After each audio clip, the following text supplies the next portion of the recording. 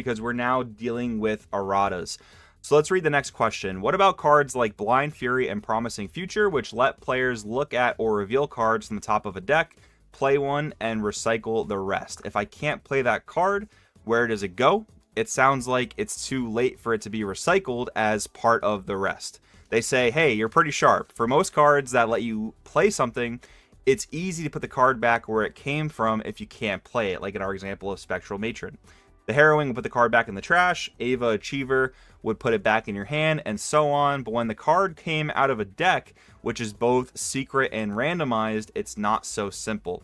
To provide a clear and easy answer to this question, 4 cards in set 1 that let you play other cards from decks are receiving an errata. An errata, for those of you that don't know, is a change to the card text that unfortunately isn't going to be on the cards at the actual set release. You're going to have to kind of just know this, and hopefully people at your LGS, wherever you decide to play Riftbound, are going to be able to inform you of this in a respectable manner, because it's not really easy to know, especially if you're brand new getting into a game. So they continue to say, these cards that have been errated will banish the card before instructing a player to play it.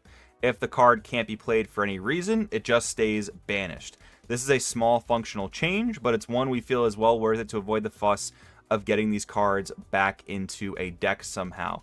So this would pretty much apply the same with our Cruel Patron example, right? If we're playing a Cruel Patron off any of these cards that have been errata that we're going to read, and somehow the unit we were going to tribute to play Cruel Patron is removed from the field, we can no longer pay the cost of Cruel Patron, so it's going to stay banished instead of actually getting put back into the deck.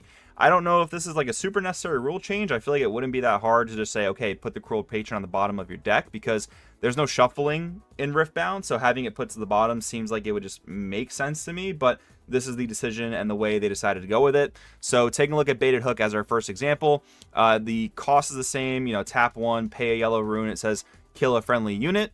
Look at the top 5 of your main deck. You may banish a unit from among them that has might up to 1 more than the killed unit and play it, ignoring its cost, then recycle the rest. So the part about banishing the unit, that's the new part. The original card doesn't actually say that. So it's going to be important to know about these erratas. These cases where the card would stay banished, or the card would even need to be banished in the first place, are going to be extremely, extremely rare, but it is important to know.